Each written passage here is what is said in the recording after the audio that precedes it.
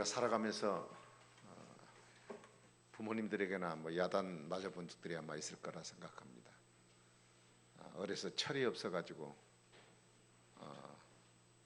야단을 맞기도, 부모님에게 야단 맞기도 하고, 학교 가서도 야단을 맞기도 하고, 또 성장해서 사회에 나와서 사회 진출하면서 여러 가지 관계를 형성하는 가운데 또 윗사람으로부터 또 이렇게 야단을 맞기도 하고, 아마 그런 적들이 많이 있으리라 생각을 합니다. 그러나 이 야단 맞는 일은 사실 그렇게 유쾌한 일은 아니지 않습니까? 그러니까 우리가 좀 야단을 안 맞도록, 또 남에게 또 야단치는 일이 좀 없도록 우리가 서로 조심하고 살아야 할 필요가 있습니다. 그러니까 나이가 성장하고 이렇게 결혼도 하고 어엿한 어른이 되는데도 불구하고 이렇게 자주자주 사람들에게 책망을 받는 일이 있다면 그것은 무언가 좀 많이 부족한 사람이 아닌가, 그런 생각을 해봅니다. 오늘 본문에도 보니까 그 야단받은, 책망을 받은 사람들이 나옵니다. 그 11절에 이렇게 소개를 하고 있어요.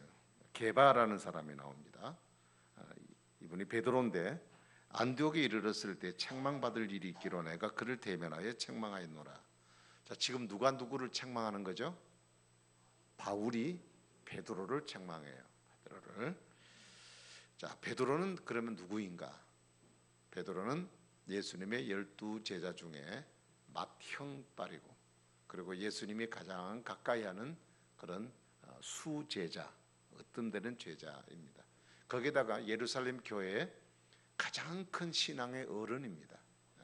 그래서 베드로가 있으면 사람들이 신앙의 무게감을 느낄 정도로 그런 어르신입니다. 자, 이런 베드로를 지금 바울이 책망을 하고 있어요. 가장 교회의 큰 어른이신 베드로를 감히 바울이 책망하고 있다. 이게 사실 충격적이죠.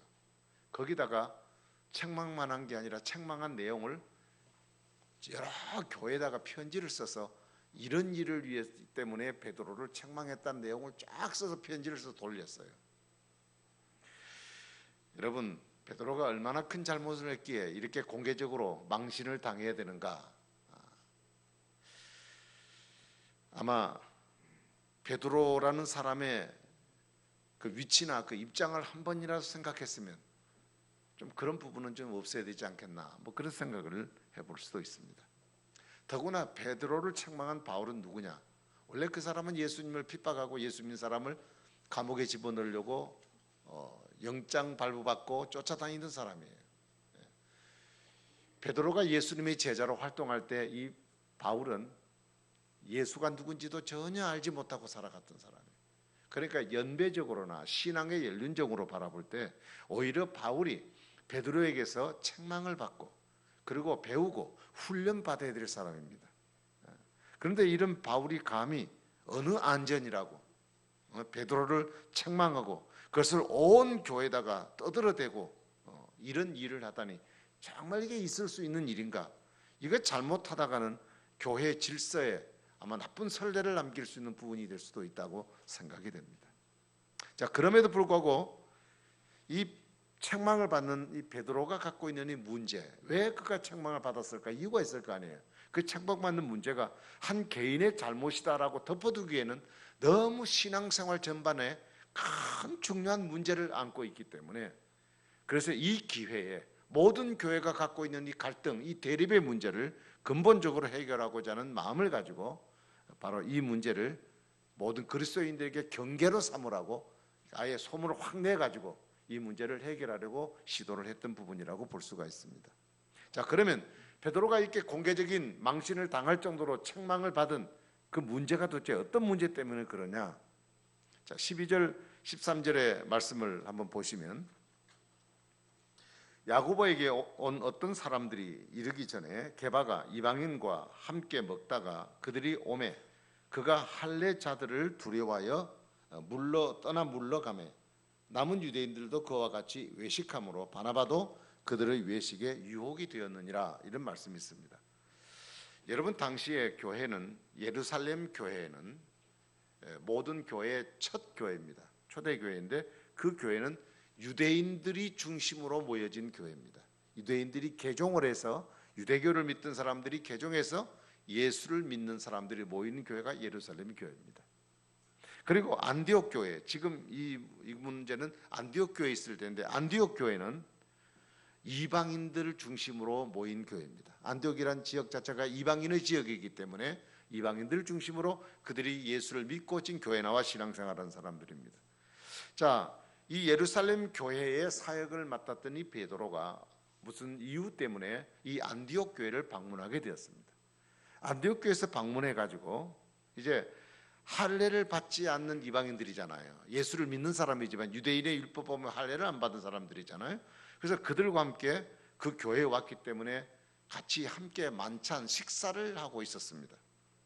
그런데 예루살렘 교회가 보낸 유대인들의 얼마가 안디옥 교회에 도착을 했다는 얘기를 들었습니다.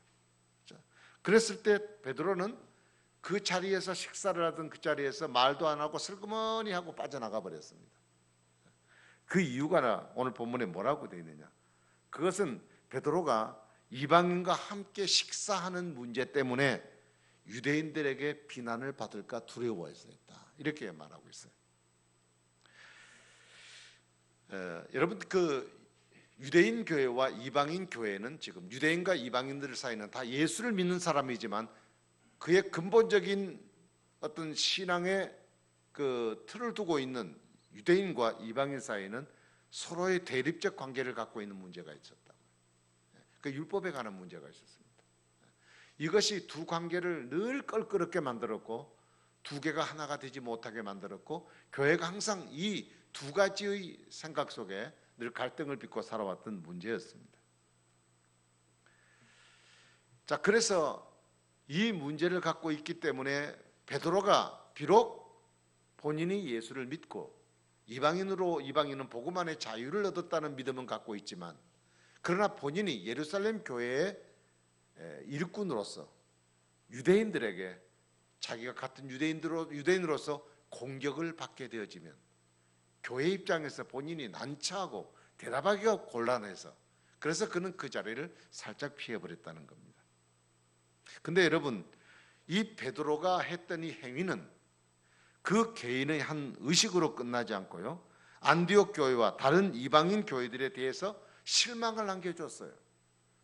저거 베드로는 이 율법주의를 떠나서 복음 안에서 하나가 된다는 이 사실을 받아들이고 베드로를 환대했는데 베드로를 가만히 보니까 그것을 부정하고 있는 모습 앞에 이 교인들이 실망을 한 것입니다. 그뿐 아니라 이방인 선교에 앞장섰던 바나바와 그리고 다른 유대인까지도 할례를 받지 못한 이방인들과 식사를 할 수 없다는 이 상황 때문에 자기들도 베드로처럼 외식하는 행동을 할 수밖에 없는 상황에 이르게 된 것입니다. 그래서 바울은 이 베드로의 실수가 교회 전반에 미쳐지는 영향이 너무너무 크기 때문에 비록 그가 신앙의 선배랄지라도 이것을 면책하지 않으면 안 되기 때문에 자기에게 다가오는 아픔을 감수하면서라도 이 복음의 자유를 지키기 위해서 그런 사생결단을 내리는 마음을 가지고 선배인 베드로를 책망하게 되어졌다고 성경은 말씀하고 있어요. 자, 그러면 이런 베드로의 행동에 대한 그 바울의 진단을 보면 14절에 이렇게 말하고 있습니다. 그러므로 나는 그들의 복음의 진리를 따라 바르게 행하지 아니함을 보고 모든 자 앞에서 게바에게 이르되 내가 유대인으로서 이방인을 따르고 유대인답게 살지 아니하면서 어찌하여 억지로 이방인을 유대인답게 살게 하려고 하느냐라고 말했습니다. 다시 말하면 베드로의 이런 위선적인 행동은 이 복음의 진리에서 어긋나다 하는 말씀을 지적하고 있는 겁니다. 자, 베드로는 자신이 유대인이면서도 이방인과 함께 식사를 했다는 얘기는 이미 그 속에 그는 복음을 받아들였고 복음 안에서는 예수 그리스도 안에서는 이방인과 유대인의 구별이 없다. 이것을 그는 잘 알고 있습니다. 그래서 안디옥 교회에 왔을 때 유대인들을 떠난 안디옥 교회 이방인들이 모인 교회에 왔을 때는 그는 자유하게 그들과 함께 식사를 나누는 일을 했습니다. 이것은 이미 그 속에 복음의 내용이 있다는 얘기고 그걸 알고 있다는 겁니다. 그럼에도 불구하고 그가 복음대로 행하지 않은 이유가 뭐냐? 그것은 사람을 두려워했다. 결국 복음 앞에서 자신의 행동이 잘못되었음을 알면서도 사람들이 두려워서, 유대인들이 나에게 자꾸 이렇게 공격해 들어오면 내가 입장이 곤란해지니까, 그래서 복음대로 행하지 못하는 이 모습을 지금 바울은 가슴 아프게 생각하고 이 문제를 지금 책망하고 있는 것입니다. 예루살렘 교회가 공의회에서 결정을 내린 결정이 하나 있습니다. 이 문제를 위해서, 이 문제, 유대인과 이방인 사이에 두 문제를 해결하기 위해서, 율법은 지키지 않되 우상의 제물이나 그리고 목매달아 죽은 것이나 몇 가지의 그 부정적인 것들을 행하지 아니하므로 율법과 신앙의 복음에 대한 이 문제들을 잘 해결해서 믿음으로 구원을 받는 문제에 대해서 잘 이야기를 해놓았습니다. 그래서 결정이 교회에 그렇게 났어요. 그런데도 불구하고 유대인들 사이에는 그런 생각을 갖고 있기 때문에 이 문제들로 인해 시끄러워지는 상황이 있었어. 그래서 베드로는 어른으로서 이 문제를 이미 결정난 거기 때문에 확실하게 표현을 하고 믿음으로 살아야 되는데, 그것을 자기 인간적인 생각이나 개인적인 위신이나 혹은 사람들의 공격에 대한 두려움 때문에 결국 그는 믿음의 표현을 하지 못하고 슬그머니 그 문제를 무마시키려고 생각했다는 문제입니다. 여러분, 십자가를 말하고 복음을 말하면서도 외식하는 생활을 버리지 못하는 이 베드로의 모습을 지금 바울은 안타깝게 여기고 있습니다. 그렇기 때문에 지도자로서 그는 인정을 받을 수 있는 사람이지만 이 문제에 대해서 지도자는 지도자고 잘못한 것은 잘못한 것에 대한 책망을 받고, 그래서 다시는 이런 행동이 반복되지 않아야 교회가 갖고 있는 어중중한 이 문제 때문에 갈등을 빚고 이 문제를 깨끗하게 해결할 수 있는 문제이기 때문에, 그래서 베드로 한 사람을 책망함으로, 그래서 그 한 사람이 망신을 당하는 일을 통해서 교회의 이런 문제들로 인해서 복음이 흐려지는 문제가 다시는 있지 않기를 위한 마음으로 바울은 그 문제를 이렇게 다루고 있다는 사실을 우리는 발견합니다. 자, 그러면서 바울은 이렇게 이 문제에 대해서 처방을 합니다. 16절에 보면요, 사람이 의롭게 되는 것은 율법의 행위로 된 것이 아니다. 오직 예수 그리스도로 믿음으로 되는 것이다. 그 율법의 행위로 의롭다함을 얻을 육체는 이 세상에 아무도 없다라고 설명을 합니다. 그리고 18절에 의롭다함을 얻을 사람들이, 이미 구원받은 하나님 사람들이 율법의 행위대로 산다고 하는 것은 스스로 자기 자신이 범죄자로 만드는 것이라고 얘기를 했습니다. 그리고 21절에 이런저런 일을 핑계로 삼아서 율법의 굴레를 벗어나지 못하는 것은, 그것은 그리스도가 우리의 율법에서 자유하게 하려고 십자가에 죽으신 예수님의 십자가의 죽음을 헛되게 만드는 것이라고 얘기를 했습니다. 그리고 20절에 우리가 이 땅에 예수를 믿고 사는 것은 육체로 사는 동안 나는 죽었고 어떤 상황 속에도 내 안에 그리스도와 함께 사는 믿음 안에서 살아야 된다 하는 사실을 강조하고 있는 것입니다. 여러분, 우리가 의롭게 되는 것은 오직 예수 그리스도를 믿음으로만 가능한 것입니다. 믿음만이 우리를 의롭게 하기 때문에 우리는 어떤 것을, 믿음의 의 외에는 어떤 것을 붙들어서도 안 되고 어떤 것을 우리의 신앙생활 속에 내어놓고 그것을 내세워도 안 됩니다. 믿음은 자신들의 행위로서 의롭게 되는 것을 깨뜨리는 행위입니다. 그럼에도 불구하고 아직도 우리는 나의 행위를 통해서 사람들에게 인정을 받고 싶어하는 욕망을 버리지 못하고 있는 것, 보이려고 신앙생활하고 남에게 보이려고 사람에 대한 의식 때문에 결국 십자가로 죽었던 내 육체를 다시 세우는 어처구니 없는 일들이 우리의 상황 속에서 벌어지고 있다고 하는 것입니다. 여러분, 오늘도 이 말씀을 들으면서 우리 가운데 신앙생활이 베드로의 신앙생활처럼 그렇게 외식하는 신앙이 아닌지를 한번 살펴보기를 바랍니다. 내가 그리스도인임을 자랑하면서도, 내가 예수 그리스도를 믿음으로 구원받았다는 사실을 내가 자부하면서도 여전히 옛사람의 형태의 세상의 굴레를 완전하게 벗어내지 못하는 사람들이 우리에게는 많이 있다는 거예요. 공동체 안에서 인정받을 만한 직분을 갖고 있고, 그리고 신앙에 많은 경륜을 갖고 있음에도 불구하고 이런 외식적인 모습을 보고 주변의 많은 사람들이 우리를 따라서 하는 잘못된 일들이 또 나타날 수도 있는 겁니다. 우리가 무심코 행했던 일들, 내 입장만 생각하고 했던 일들, 인간적인 의식만 갖고 했던 일들이 내 자신과 주변 사람들을 넘어지게 하는 아픔을 가져올 수도 있다는 문제입니다. 우리가 밖에 나가서 살다 보면 나보다 신분이 높은 사람들, 뭐 직장에서 직위가 높은 사람들도 있고, 또 늘 관계를 갖고 사는데 내가 늘 불편하게 생각하는 사람들이 있어요. 근데 그들에게 내가 불이익을 당하거나 공연하게 그들에게 나를 비판할 수 있는 빌미를 주지 않게 하려고 내가 신앙인의 모습을 철저하게 감추고 사는 사람들이 있습니다. 그 예수 믿는 사람이 어때 그래? 라는 소리를 들을까 두려우니까, 또 그렇게 안 살 수는 없다고 생각하기 때문에, 그래서 자기를 이렇게 가면을 씌워버리는 사람들이 있습니다. 여러분, 우리 신앙생활 속에도 그런 경우가 있잖아요. 내가 신앙인처럼 살지 못하면서도 다른 사람들의 시선에 유난히 내가 신앙적인 모습을 드러내고자 하는 그런 의식들이 우리에게 있을 수 있습니다. 하나님을 의지하지 않고 사람의 귀와 눈만 의식하면서 살아가는 그리스도인이 된다면 이거는 베드로와 같이 책망을 들을 수밖에 없는 신앙이라는 거예요. 십자가를 말하면서도 결국 십자가와 상관없는 것들을 붙들고 있습니다. 이것이 지금 베드로가 탄식하고 있는 내용입니다. 하나님은 오늘도 우리의 삶을 주목해 보십니다. 하나님의 눈과 귀는 우리의 삶을 두루 살피십니다. 하나님의 눈을 피하여 살 사람은 없습니다.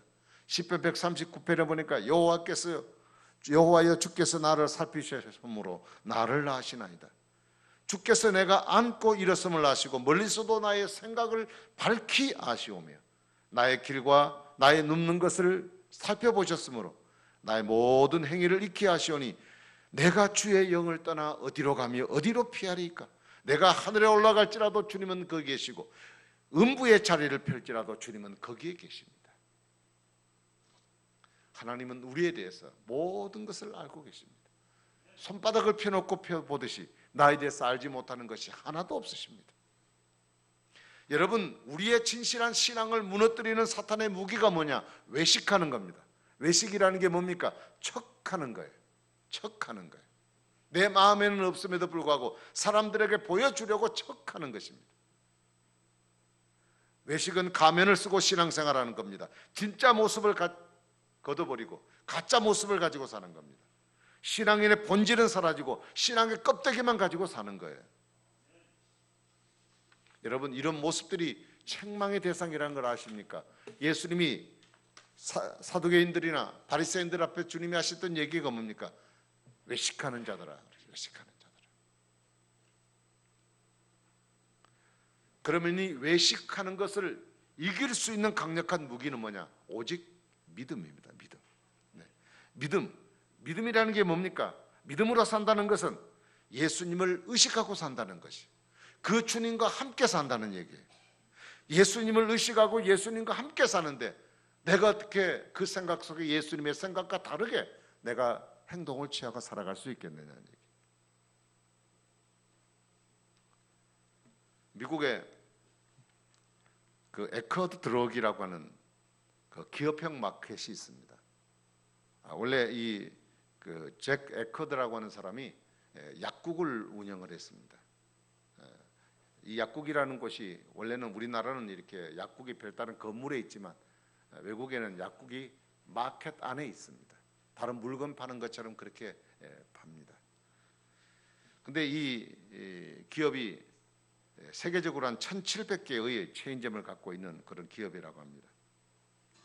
근데 이 기업에서 이제 사업을 늘리다 보니까 무엇에 손을 대게 됐냐? 잡지에 손을 대게 됐어요. 잡지에. 그 잡지에서 올라오는 소득이 연간 100만 달러, 300만 달러. 우리나라 돈으로 얼마나 되나요? 한 30억 정도 되나요? 연간 올려지는 그 잡지를 통해 얻어지는 소득이 그렇습니다. 근데 그가 신앙생활을 하는데 하나님의 말씀을 설교를 듣다가 큰 충격을 받았어요. 나는 내가 하는 사업을 통해서 하나님의 영광을 나타내고 그리고 빛을 드러내는 사업이 되야 되겠구나. 그래서 좋은 기업이 되야 되겠구나. 그런 생각을 가졌습니다. 그래서 잘못된 소득을 넣는 것은 다 제거해야 된다는 생각을 가졌습니다. 근데 그가 취급했던 그 잡지가 두 가지입니다. 그 도색 잡지예요, 사실요. 하나는 플레이보이, 잘 아시죠? 플레이보이 잡지. 또 하나는 펜트하우스라고 하는 이 두 개의 잡지입니다. 이 성인 잡지예요. 근데 그것에서 나오는 수입이 너무 많아요. 근데 그것을 판매하지 않기로 마음을 먹은 겁니다. 그래서 전 세계 판매 연세점에다가 체인점에다가 다 공고를 한 거예요. 우리 회사에서는 이 잡지는 판매하지 않겠습니다. 근데 그것을 판매를 해서 수익을 올리는 체인점의 지점장들로 입장에서는 이게 큰 타격이에요. 그래서 막 반발이 심했습니다. 그럼에도 불구하고 그는 내가 이게 도색 잡지를 팔아서 수입을 올린 것보다는 차라리 수입 없는 것이 낫다라고 생각을 했습니다. 나는 그리스도와 함께 십자가 못 박혀 죽었기 때문에 내 안에 사는 것은 하나님이 내 안에 사는 것인데, 그러면 그 믿음으로 사는 사람은 그 주님의 뜻대로 사는 게 당연하다. 잘 되고 안 되건 하나님께 있는 거고 우리가 해야 하지 말아야 될 일을 하지 않고 살아야 된다. 그래서 그는 그걸 끊고 사업을 한 겁니다. 근데 하나님이 그 사업을 그대로 두지 않으셨어요. 하나님 더 크게 하나님이 번창하게 축복을 해 주신 것입니다. 여러분, 믿음으로 산다는 것이 쉬운 일이 아니에요. 세상 속에서 믿음으로 사는 것. 믿음으로 사는 것은 하나님을 의식하고 사는 것이고 하나님과 동행하고 사는 것인데, 우리가 세상 속에서 그렇게 산다는 것이 너무나도 힘든 일이에요. 그래서 예수 믿는 사람들 가운데 때로 불평이 있습니다. 무슨 불평입니까? 믿음으로 살면 제한된 것이 너무 많아요. 술 먹어서도 안 된다 그러죠. 담배를 피워도 안 된다 그러죠. 거짓말해도 안 된다 그러죠. 죄 지으면 안 된다 그러죠. 주일날 골프 치러 가도 안 된다 그러죠. 장사해도 안 된다 그러죠. 그러니까 이것 안 하는 것 다 제껴놓고 나오면 이 세상 생활 속에서 그리스도인들이 이게 뒤처지는 것이 한두 가지 아닌 것 같아요. 그래서 불평을 하는 겁니다. 불평을 하는 거예요. 그러나 여러분, 믿음이라고 하는 것은 죄와 사탄을 이기고 세상을 이기고 승리하게 하는 것입니다. 여러분, 이 지구상의 60억의 수많은 인간 가운데 내가 믿음을 가졌다는 것은 하나님의 특별한 은혜입니다. 이건 하나님의 은혜가 축복이 아니면 내가 어떻게 믿음으로 구원받는 축복을 누릴 수 있습니까? 하나님의 선택이요. 수많은 사람 가운데 나를 선택해서 믿음으로 살게 해주시니 축복을 받은 사람이란 말이에요.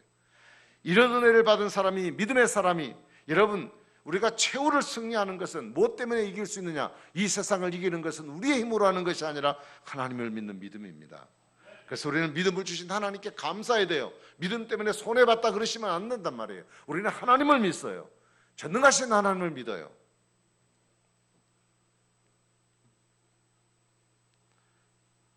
그러면 우리가 신앙생활 속에 내 자신을 무너뜨리는 이 문제가 무엇인가를 알려면 어떻게 해야 되느냐? 내가 나를 알 수 있는 방법은 없습니다, 사실. 그러나 오늘 본문을 보면 바울의 책망이 베드로에게는 거울이 되었습니다. 만일 바울이 전한 복음이 베드로를 찌르지 않았다면 베드로는 평생 이 외식기라고 하는 껍데기를 쓰고 있는 데는 없는 척, 없는 데는 있는 척하고 그는 살아갔을 가능성이 많고, 나중에 그것이 자기 체질에 배겨져서 신앙이 어떻게 된 것인지 자기를 발견할 수 없는 아픔을 가진 사람이 될 수도 있었습니다. 여러분, 말씀은 나를 비춰주는 거울입니다. 디모데후서 3장 16절에 성경은 하나님의 감동으로 된 것으로 교훈과 책망과 바르게 함과 의로 교육하기에 유익하다고 했습니다. 그 유익이 어떤 유익이냐? 하나님의 사람으로 온전하게 만들고 그리고 모든 선한 일을 행할 능력을 갖추게 만드는 것으로 유익하다고 말했어요. 그러니까 우리는 하나님 말씀 앞에 서야 돼요. 말씀 앞에 내가 책망을 받지 않고서는 나를 볼 수가 없어요. 말씀은 나를 보는 거울입니다. 세상의 모든 것은 다 상대적이지만 하나님의 말씀은 절대적이에요. 절대적인 말씀 앞에 내가 서야 내가 누구인지를 알아요. 내가 무엇이 잘못된 줄을 나를 알아요. 그래야 내가 고쳐나가고 하나님 앞에 반듯한 모습으로 살지 않겠습니까? 여러분, 매주일날 설교를 통해 증거되는 하나님 말씀은 오늘도 내게 다가오는 2주간의 내게 말씀, 그것은 하나의 거울일 수 있습니다. 설교를 통해서 바르게 함과 책망함, 의로 인도하시는 하나님의 은혜를 바라보고 여러분 말씀을 통해 나를 세우려고 하는 하나님의 음성을 들어야 됩니다. 왜 오늘도 목사님이 이 말씀을 전하실까? 그 이유가 뭐냐? 나를 바로 세우게 하려고, 이 말씀을 통해 나를 바라보고 거울로 삼게 하기 위해서 하나님이 내게 주신 것입니다. 하나님은 내게 다가오시는 것은 나를 바로 세우려고 하는 겁니다. 나를 축복의 사람으로 세우려고 하는 겁니다. 그래서 나의 잘못됨과 부족한 부분들을 하나님이 깨끗이 말끔하게 내 삶 속에 제거하고 나는 죽고 내 안에 사신 예수 그리스도 그분을 통해 살아가는 삶을 통하여 내게 주신 축복을 내가 누리고 살아가도록 하나님이 그 은혜를 주시려고 오늘도 하나님은 끊임없이 내게 말씀하시고 내 자신을 향하여 너 자신을 바라보라고 얘기하십니다. 오늘도 우리 모습 속에 믿음으로 살아가지 못했던 일들이 무엇인가를 돌아보십시오. 내가 믿음으로 살지 못했다는 얘기는 세상을 의지하고 살았고 사람을 의식하고 살았다는 얘기입니다. 우리는 하나님만 바라보고 살아간 사람들입니다. 여러분, 이 믿음, 세상을 이길 수 있는 능력, 바로 믿음을 통해 주님 주시는 축복입니다. 오늘도 이 믿음 여러분 잘 갖추시고 믿음으로 사셔서 하나님이 약속하신 귀한 복, 믿음 안에서 누리는 우리 성도들에게를 주의 이름으로 축복합니다. 기도하겠습니다. 자비로우신 우리 하나님 아버지, 은혜와 사랑을 감사합니다. 늘 부족합니다. 늘 연약합니다. 우리가 복음의 진실을 깨닫고 살아감에도 불구하고 우리는 아직도 복음의 다스림 속에 살아가지 못하고 인간적인 과거의 생활에 옛 생활에 젖어 살아가는 경우가 많고 하나님을 의식하지 못하고 사람을 의식하고 사람을 두려워하는 것 때문에 환경이 내게 어떻게 할까 하는 두려움 때문에 우리가 하나님을 놓쳐버리는 경우가 얼마나 많은지 모르겠습니다. 오늘도 말씀을 통해 다시 한 번 더 우리 자신을 돌아보고 베드로와 같이 잘 갖춰진 지도자랄지라도 그 속에 그가 발견할 수 없는 그 외식의 문제가 숨어 있는 것을 말씀을 통해 베드로 바울의 책망을 통해 그 자신을 발견하게 된 것처럼 오늘도 우리에게 다가오셔서 우리를 새롭게 세워주기를 원하시는 하나님의 말씀 앞에 우리 자신을 바라보고 더욱더 정진하여 믿음의 생활에 아름답게 하나님의 축복을 누리는 사람들로 세워져가는 우리 모든 성도들이 되게 하여 주시옵소서. 하나님 우리에게 믿음을 주시기 원합니다. 그 믿음 가운데 날마다 승리할 수 있도록 우리를 축복하여 주시옵소서. 감사합니다. 예수님 이름으로 간절히 기도하옵나이다. 아멘. 우리 찬송 드리겠습니다. 327장입니다.